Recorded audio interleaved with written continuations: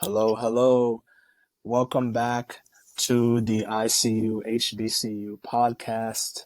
This is episode 2.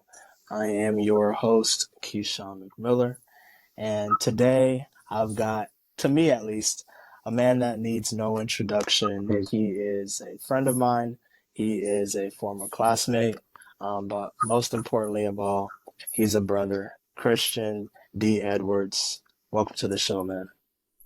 Thanks, man. I appreciate you welcoming me on your platform and your podcast and allowing me to be here and chop it up with you.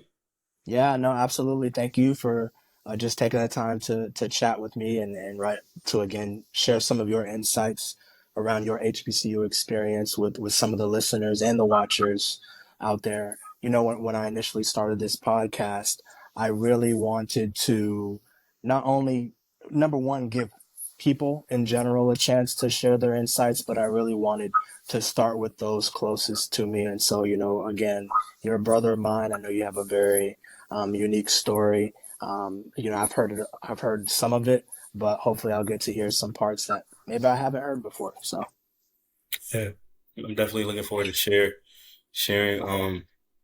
My HBCU experience played such a huge role in like where I am now, and it's shaped so many of the things I'm chasing after and the things I've done so far. So I'm more than happy to share that story. dope, dope. Well, hey, let's get into the questions here. I mean, just very generally, right? Can you tell the people where'd you go, maybe what you studied, and then just other general details such like that? Yeah, so I was fortunate enough to attend the Morehouse College, an predominantly black male institution, a liberal arts college in Atlanta, Georgia. Morehouse is the only all male HBCU, and so it's unique in that way from many of the other HBCUs out there.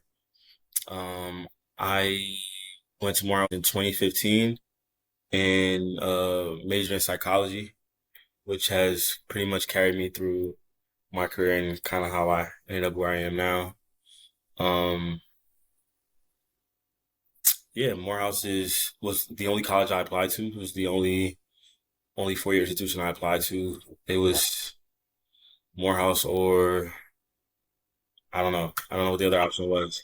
It was kind of just Morehouse or that was it for me. And luckily the cards, ruled in my favor and I was able to get in. Um, so I spent about 5 years in Atlanta before I graduated, so quite a good amount of time. So yeah, Morehouse has just played a huge role in my story. I entered adulthood while I was at Morehouse, and so Yeah. talk about changes and challenges and lessons and all those good things you get while you're in college. Awesome. No, Yeah. that's so interesting, Christian. When I number one, I didn't know Morehouse was your only choice, and for maybe you didn't know this about me, and then but for listeners who were privy enough to hear episode 1 of the podcast, you'll know that when I was getting ready to enter college, my number one choice was the University of Florida, and so I wanted to be a Florida Gator honestly, and going to an HBCU wasn't even on my list. If I'm Mm. being fully transparent, right? So um, to hear that Morehouse in particular was your only choice going into college. Can you talk a little bit about why that was? Did you have some family members or other people in your community that went to an HBCU or Morehouse in particular? What was the impact? Yeah, that's a great question. So people ask me all the time, like kind of my story, like how I got there, or like what sparked my interest about Morehouse. So just for context, I'm first generation college student. Um, and so now that my mom attended but never finished, my dad never went to college. So the first two to kind of go that length in terms of receiving a formal education. Um, Morehouse. I learned about Morehouse in like a fourth grade lesson. I remember very well.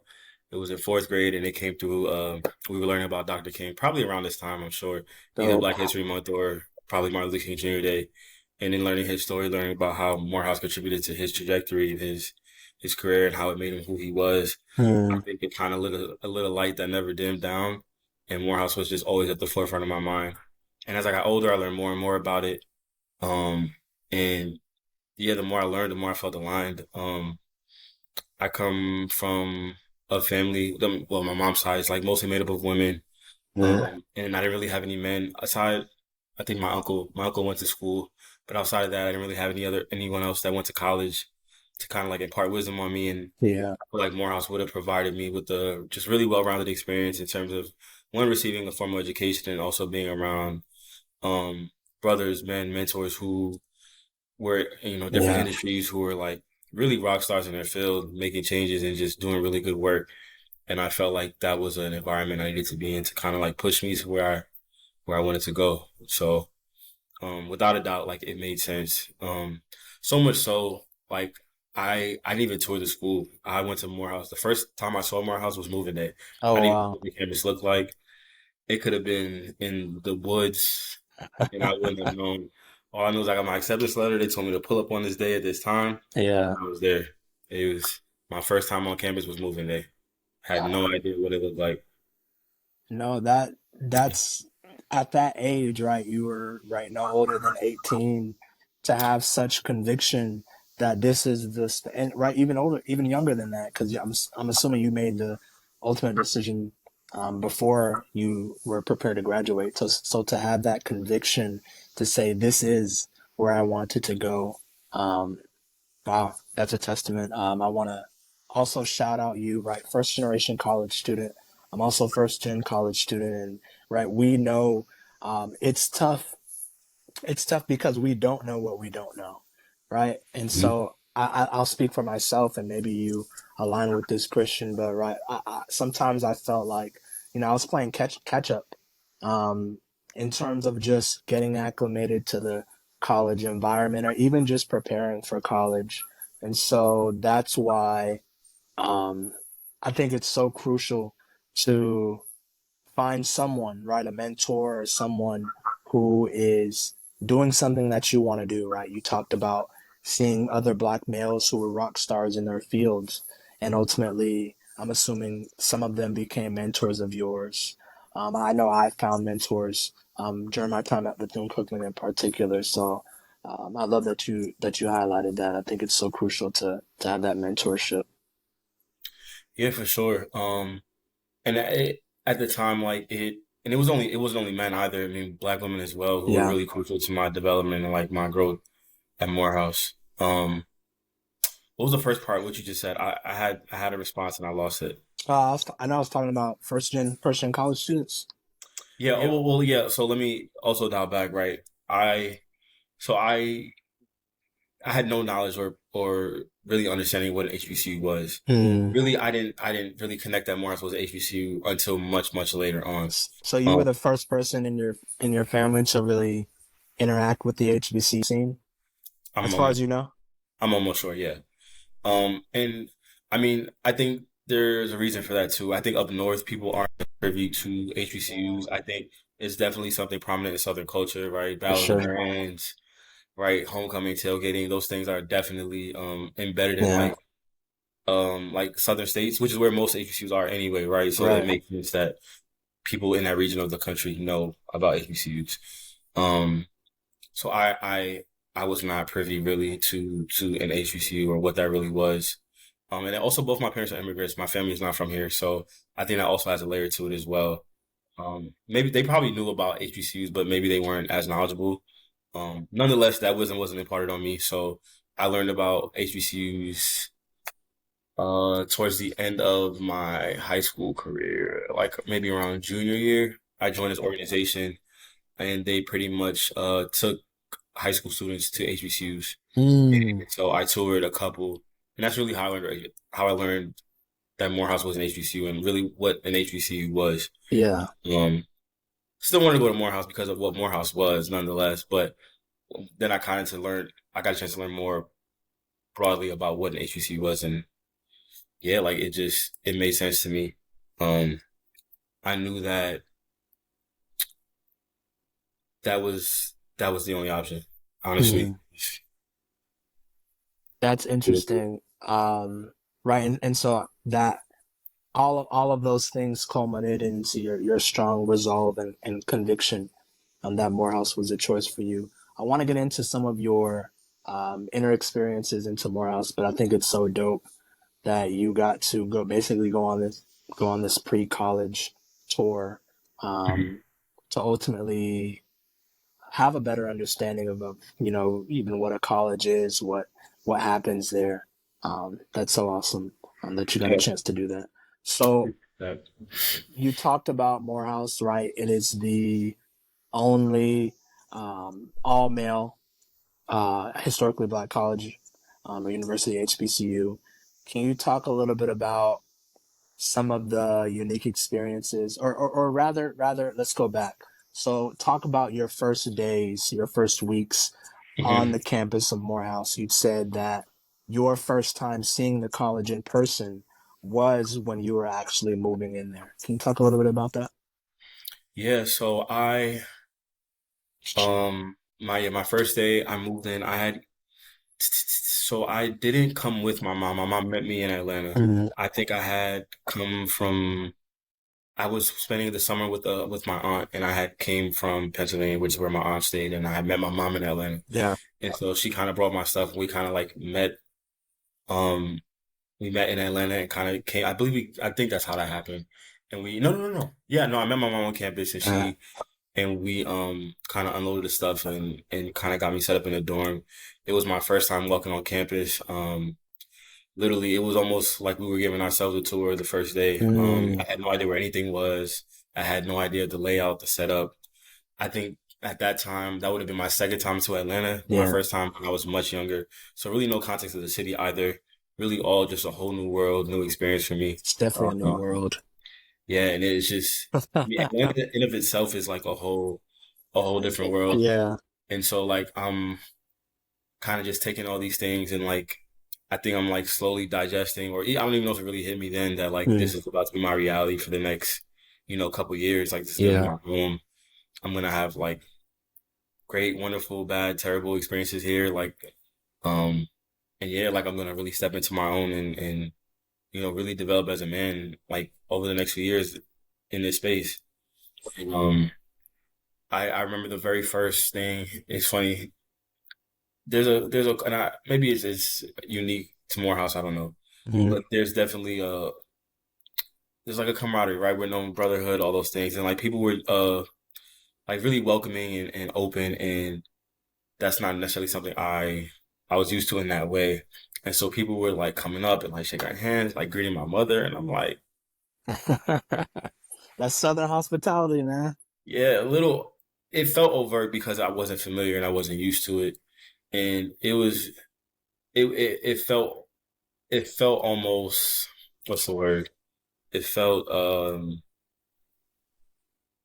it just felt a little bit not overwhelming, but it wasn't familiar. It was Got you. culture shock maybe, right? Yeah. Um, these guys who I've never seen before, like just being like, what felt overly friendly and like greeting my mom and like shaking her. I'm like, oh, Who are you? yeah, like relax. And I remember that being like one of my early memories of stepping on campus and like, and even like faculty, like I remember people like coming up to my mom and like, is that your sister? Like just a whole lot. And I'm just like, relax. It was, it was definitely one of the first things I remember being on Morehouse campus, just taking in that culture and like really just seeing like a campus full of black men. Yeah. I even on the campus tours that I went to, right? Like of course I saw black men on campuses, but like Yeah. solely black men, it looks very different, right? For sure. And right, so and at Morehouse, from what I've seen, right, you have to wear a uniform, right, suit and tie, or at least like a dress shirt and tie. Is that accurate?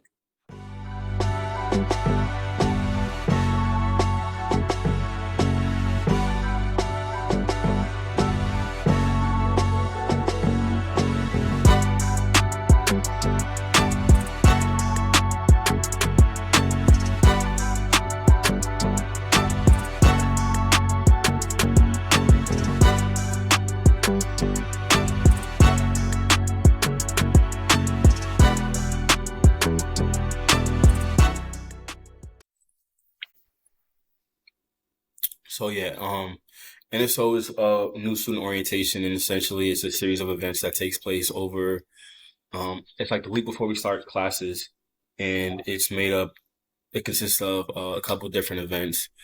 We have our spirit night, we have our parent party ceremony, which is probably what you're referring to. That's where is that spirit night? No, no, no, no, no. A couple nights we wear suits and ties. I know parent party ceremony is kind of like where we all get a chance. Our parents kind of line up and they see us kind of like in a line, and we get a chance to like greet them, and it's supposed to be like a ceremony where they kind of release us to Morehouse, and you That know might be. Yeah, that let me see. So the video that I'm thinking of, it was I know it was at Morehouse. They were wearing these white like dress shirts and ties, and then there were some I guess some other brothers there in full suits, and they were like there was like a call and response happening. Mhm. Is that what you're talking about? The parent I think event? that one is no, that one I believe is Spirit Night. Um, and no, no, no, no. Which night is that? I don't remember which night it is. It's been a while.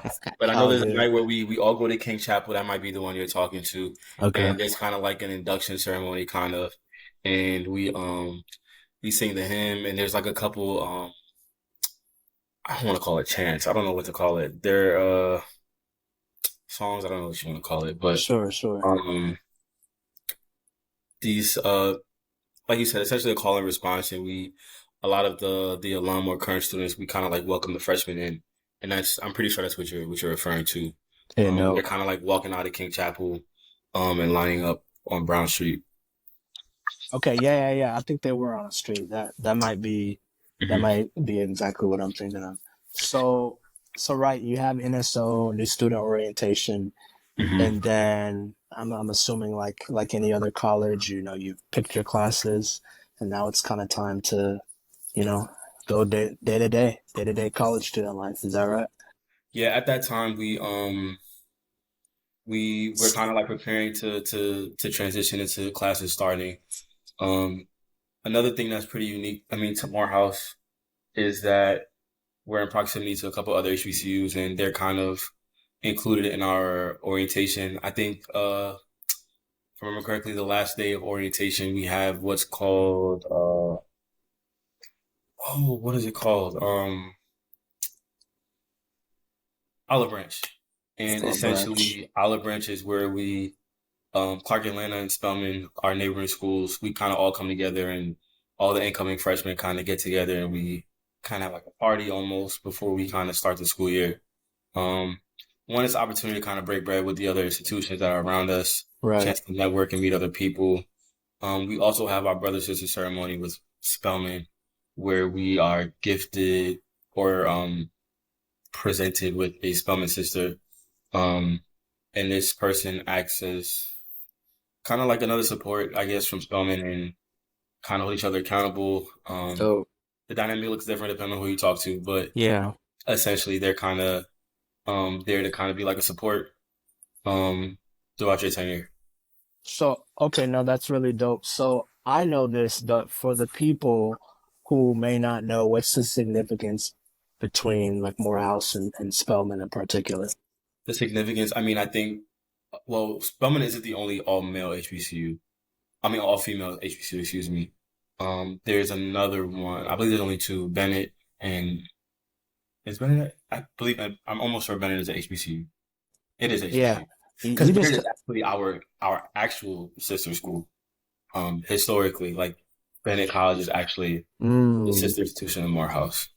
okay. See, you just taught me something. I thought Spelman was the only all female HBCU. No, Bennett College is also another all predominantly black female HBCU. So And they're actually Bennett is actually our I don't want to say real sister school, but I from what I understand historically has been our sister institution.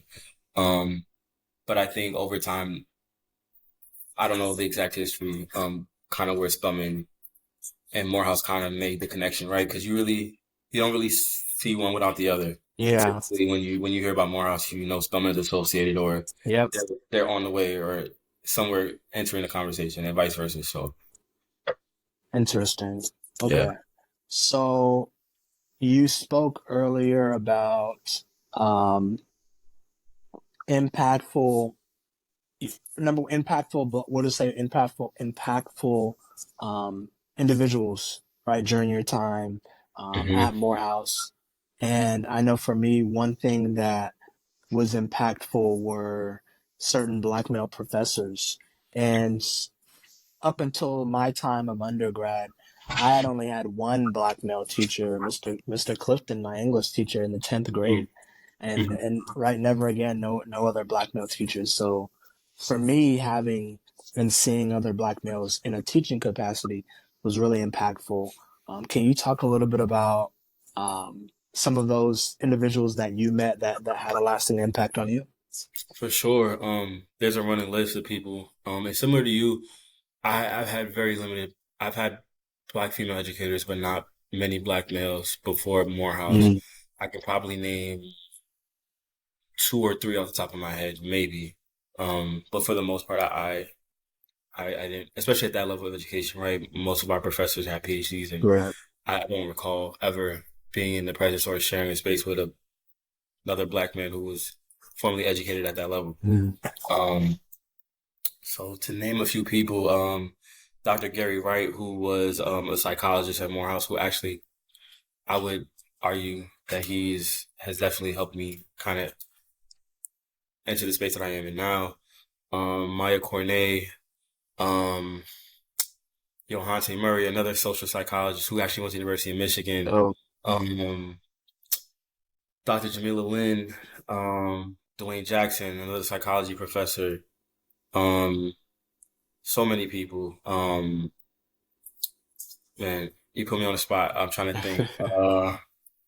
well, let me ask you this. So, right, Uh-huh. rather than naming names, talk a little bit about and right, we during some of our ventures together, we understand the power of mentorships and relationships. Talk a little bit about the lasting impact, the second part of that question that some of these individuals have had on you in terms of how your life has been shaped by them. Yeah, I think one exposure. I think that when you see something, it's a little bit easier to believe that you can have it for yourself too, Mm, right? When you're close enough to when you can touch it, you can see it, right? yeah, You can you can will it to be yours, right? You can want it for yourself. And I think that was the very first thing. Um, and I'm seeing it in a way that makes me feel like I can do it as well, right?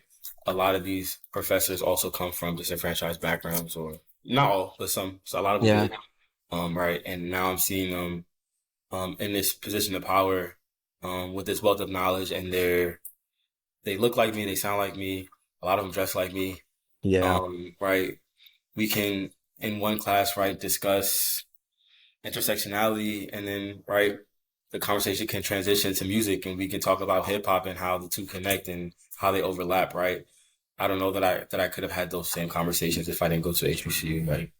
And kind of having those experiences made learning fun for me, one, and two, um, it just kind of opened my eyes to the things I wanted for myself. I always say like I had a plan when I came into Morehouse, but like Morehouse like amplified like my dreams. Like it made me it just made me go beyond what I thought was possible for myself. mm, Not to say that they were limited, but when you're the first in your family to go to school and you don't really know yeah. anything with that level of education, right? A bachelor's is come like that's how I could like once I do that, like I've done the thing, right?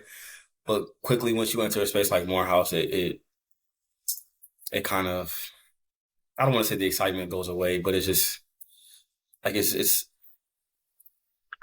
I can name you 10 people off the top of my head who have a master's, who are current PhD students or whole PhDs at the moment, right? It When you see so many other black men and other brothers who are going on to continue their education, and Yeah, brothers who are engineers, who are doctors, who are across multiple industries, right? for It sure. encourages you and pushes you to kind of want more for yourself. Um, and because we're such a small school, you're rubbing shoulders with these people every day. You're in proximity to them, whether it's your friend or your friend's friend, right? Like in some capacity, you're exposed to the work that they're doing, and you're learning about their dreams, and you're learning about the different possibilities and career paths that are out there. Hmm. And Yeah, I was exposed to so much, um, in a way I never had been before. Yeah. And it opened my eyes in a way that they've never been open before. Um, you know, in many ways, like my goals, my dreams were kind of limited, maybe. But that's because I didn't know, right? Right. Didn't know what you didn't Once know. I learned and I found out, those things changed as my mind expanded. Yeah, I love that, brother. Right. I agree wholeheartedly. That representation piece is and was so pivotal for me as well. Right. I thought I knew what was possible, but seeing like you essentially it sounded like what you were saying, hey, there's levels to this. Right. You think the bachelor's is the end all be all? No. There are levels greater. And so right, I know now that you are currently what do they say, climbing the ivory tower right now, and I know you have even loftier goals and ambitions in that, and I'm excited to see um, that, like you said, that's a testament of the representation in the community that you made at Morehouse. I love that. Sure. One thing I wanted to ask you about, Christian, you have a unique story because, like you spoke about earlier, you're essentially from the north, right? You've mainly lived in the north of the country. We know HBCU culture as a whole is predominantly southern, right? I think like southeastern of the United States, right? So that piece of it. You're also a first generation college student, Mhm. right? You're a black man. You're attending Morehouse College, predominantly um, black male institution. Did Mhm. you did you feel? And this may be a silly question, but I still want to ask and get some insight from you. Did you feel like you belonged at Morehouse? Were there Mhm. ever any instances where maybe you didn't feel like you belonged That's because a of that culture shock? really good question. Did I ever feel like I didn't belong? I don't know that I ever. It's a good question. I won't say no, but I don't. Maybe subconsciously, there are times maybe it may have crossed my mind. I think that there's an archetype associated with what a Morehouse man looks like, and I I'm almost sure like I don't fit that archetype, which is okay, Sure. right? What's But the archetype, if you don't mind me asking? what's the archetype? I think when people think of a Morehouse man, they think of someone who is maybe like overly polished. I don't know, someone who is I don't know. I think of a polished black man in a suit with a briefcase. And not that I can't be that thing, right? I Yeah. know inherently that's just not how I present myself to the world. Um, yeah, so I think there's this idea of what a Morehouse man is, right? And I think that there are I don't know, I think it's kind of consistent across when we look at people who I think Morehouse chooses to highlight, maybe. I think Mm, maybe you find a common thread of kind of who those people are. mm. Maybe those are my own thoughts. Yeah, no, for sure. I do believe there's an archetype of a Morehouse man for sure. Um, but the beauty of Morehouse is that there's no one type of black man there, right? Right. No I got monolith. I remember before coming, a lot of people, maybe not a lot of people, but people would kind of be in my ear and tell me that I would be like depriving myself, exposure to people, diverse backgrounds, and I would be limiting myself to just being around black people, right? Um, when in fact, right, we know that black people do not belong to one region of the planet. Like Right. they're not all in the South, right? Morehouse was like it didn't get more diverse, right? I mean, I met brothers who were from Africa, brothers who were raised in Japan because they were like military brats. I've met brothers who were from the Caribbean. Like I've met brothers in parts of the country I can't even locate on a map, right? Like I've met brothers from all over the world who Yeah. bring you know, a wealth of experiences and stories and traditions of their own. And I've learned a lot. I've learned so much about different places and different cities and states. And yeah, and I'm learning it through the lens of other Black men, right? And that's a very different way to hear a Mm, story, a very unique way of storytelling, hearing from other Black men and their experiences and their, individuals, cities, states, countries, wherever they come from. Um, and yeah, I don't think I missed out on any diversity at all. Like if any, I think I learned quite a lot. yeah. No, that's awesome, right? Right. So being black is not a monolith. Of course. Being a black man is not a monolith, and you're basically saying despite these, Morehouse being a historically black um, college, right? There Mhm. is diversity there in a wide variety of layers, and so to the naysayers who say otherwise, we challenge you, right? And so I like that you highlighted that. Yeah, for sure. I don't think Morehouse lacked diversity one bit. Um, and it also for me, I mean, it was a learning experience for me. I think, although I didn't spend all of my life in New York, a um, large part of it was spent in New York, and the community that I lived in were people who had very similar ethnic backgrounds to me, and so, um, when I got to Morehouse, I was surrounded by mainly Morehouse is made up of Black Americans, right? And Mhm. that in itself was something I wasn't fully entirely familiar with, and so that in itself was exposure and a culture shock in many ways too. And I actually I yeah, it was surprising to learn like how similar but also how different I was from a lot of the other guys that were going there. Mhm. I appreciate you for saying that. I too had a culture shock when I went to Bethune-Cookman. I had because my all of my school, elementary school, middle school, high school, they were like racially diverse. So right, yeah, we had blacks, we had Latinos, right, we had white individuals, Asian. So being in a predominantly black institution was new. And so I agree. There is some culture shock there. There's some diversity there. Can you talk about right moving forward? So you're at Morehouse. Um, you spend some years there. You ultimately graduate. What has the Morehouse experience afforded you the opportunity to get into? I mean, a lot of things. I mean, the beauty of Morehouse is that, um, right, those who know, right? And when people are like seeking Black talent, they're seeking,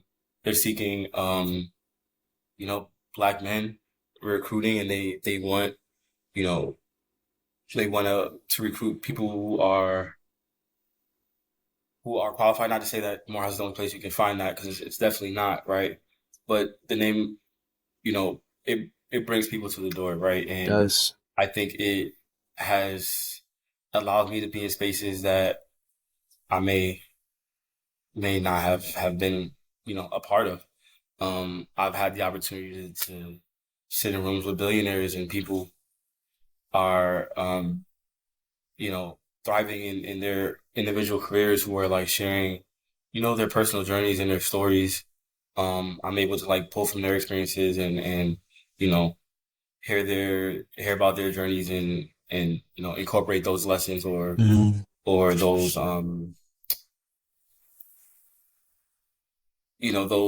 those roadblocks that they experienced, and just kind of really adapted it and shaping it to my own journey, and just receiving those. Morehouse has, I would argue, is responsible for me getting into Michigan. I don't think there would have been a Mich I would have gotten into Michigan if it wasn't for Morehouse. Um, Morehouse has a pipeline with a lot of other universities, and so it's not uncommon to like to find a Morehouse man at a Duke, at a Michigan, at a Harvard, at a Yale. There's a there's a direct pipeline for a lot of these prestigious institutions, and so um, Michigan came to Morehouse, and you know I did what Morehouse men do. Like I smiled, shook hands, talked and kind of left the door open and, kept the conversations going and was afforded the opportunity to go to Michigan, almost next to nothing. I got a really generous scholarship, that covered the majority of my tuition. Michigan is almost as expensive as Morehouse, if not more. And so, Especially when you're out of state. My especially out of goodness. state, and I knew that wasn't a price tag that I could afford had I not gotten a scholarship. And similar to Morehouse, Michigan was the only grad school I applied to. And so, um, I truly believe Morehouse was the catalyst for me kind of entering that new space, Mm. and kind of getting to where I am. Um, I've traveled the world. I've been to Africa twice so far, and that was primarily due to my connection to Morehouse. Mm. Um, I've been introducing welcome to brothers who are also doing other work who have, included me in some of the things that they're doing. And that has, taken me around the world, that has taken me to different cities. Um, and yeah, like there's Mars is just responsible for just so much of my growth and the things I've been exposed to. I attribute a lot of it to being there those 5 years for sure. Mm. Yeah, no, I love that, brother. And yeah, right. The journey continues. The journey continues. Sure. If you could tell someone who's interested in attending Morehouse, Mm-hmm. if you could tell them or give them one piece of advice or insight, what would you tell them? To someone that wants to go to Morehouse, Yeah, good question. One piece of advice. I would tell them to, it's a good question. What would I tell them?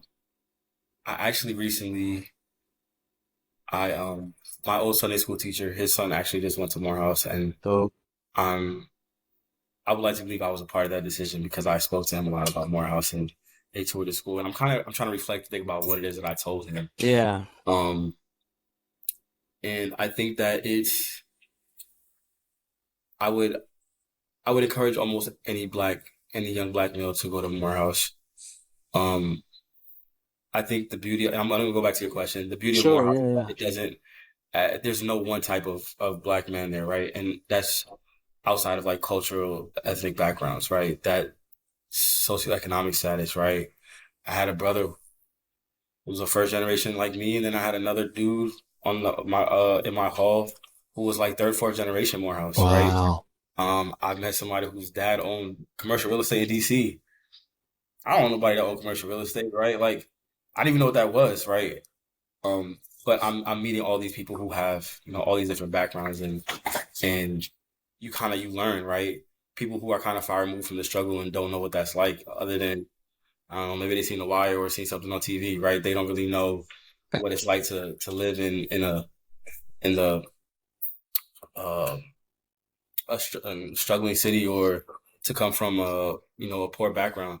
And so that's one of the other things that I really loved about Morehouse is that it gave me that exposure too, and it's valuable. Like it's incredibly valuable. Um, I would say my advice would be to be prepared to like step outside of yourself. Like mm, be prepared to be prepared, be open, be willing to receive, and to grow. Like I think, and maybe this is true for any person going to college, but sure, if you if you leave the same way you came, I don't know that mm, you, you did it the right way, mm, uh, or you really got the full potential of that space. yeah, Anyone that's gone to more, let me not say that. Um, I think if you leave Morehouse and you leave no different than you arrived there, I think that you may have done yourself a disservice. and those are powerful words. I know that that sounded like a wrap up question, but I have one more question. Yeah, go for it. So, right on this podcast, we want to highlight unique HBCU stories. But what I also aim to do with this podcast is to just showcase the general awesomeness of historically Black colleges and universities in general, so that we can shed a brighter light on them to have the resources and funding and so on and so forth. Um, right, to ultimately close the opportunity gap as it relates to other institutions. When you think about the current state of and the future of HBCUs, Christian, what's I don't want to say what's missing. What I'll say is what can we do to sort of shift the narrative of that? I'm sorry, what can we what? What can we do to shift the narrative of HBCUs? Mhm. And maybe I'll add on to that. What do you think they need, if anything, to level the playing field, if you will? What the HBCUs need? I think ultimately it boils down to funding. I think, and I know this was true for Morehouse, majority of the students there were on financial aid. Mm, Definitely some brothers who could get it out of pocket, but that wasn't a majority of us, yeah, right? Many of us were on financial aid. I think funding is primarily the one thing that is kind of responsible for the difference in, the playing field. I yeah, think that if HBCUs were as resourced as, our PWI counterparts, without a doubt, it'd be pressure, right? We would definitely and we are for competition. We sure. know academically, right? We know that HBCUs are responsible for many of the male doctors, judges, lawyers, engineers that are out there right now. Yeah. And so the proof is in the pudding. Like, we know that HBCUs have the potential to produce like well-rounded scholars, people who can go out into the world and thrive and Hmm. contribute to society. Like, that's not even a question. I think that because of the lack of funding rights that, trickles down into scholarships and the way colleges are able to support students, right? And we know that a lot of us, not a lot of us, many of us can't afford to go, right? And a lot of these HBCUs come with high price tags, and so if HBCUs were able to support, a lot of those students, I think that we would HBCUs would be in a very different conversation. I think that um they they would definitely get the respect that they deserve. I think for those of us who know, we know, right? We know what HBCUs For mean to sure. us, and I think that yeah, I think I would say that funding is, primarily the the main factor that is that has impacted HBCUs for sure. Dope. No, So I appreciate that insight. Yeah, pressure. pressure, Pressure indeed, man. sure. Pressure indeed. So, the last question for you here. We Mhm. are personifying, highlighting Black history as it's happening. Where do you see yourself? What do you hope to accomplish in the coming years, decades, and so on? Okay. And so I'm currently in the process of applying to PhD programs. So I'm hoping to have entered in 5 years, possibly finished, hopefully. Sure. I'm not trying to be in that thing too long. Nah, Um, hopefully I've entered and completed my PhD in 5 years. I'm hoping to have, contributed to some really amazing research. Um, yeah, and who knows? I know, who knows? So many things can happen in the next 5 years, but I think that's kind of my primary focus right now. Um, continuous growth, learning, knowledge, um, experiences. mm, Yeah, dope. Well, for sure. brother, everybody, Christian D. Edwards, a Morehouse man, right? Right. And so much more. Christian, thanks so much, man, for just taking time to chat with us today, share your story. I don't think I know that it will be an insightful testimony to other individuals that are out there who may be on the fence about applying for Morehouse and any other HBCU. And right, that's ultimately what we want. So yeah, we'll wrap it up here. Thanks, folks, and we'll see you in the next one. Sounds good.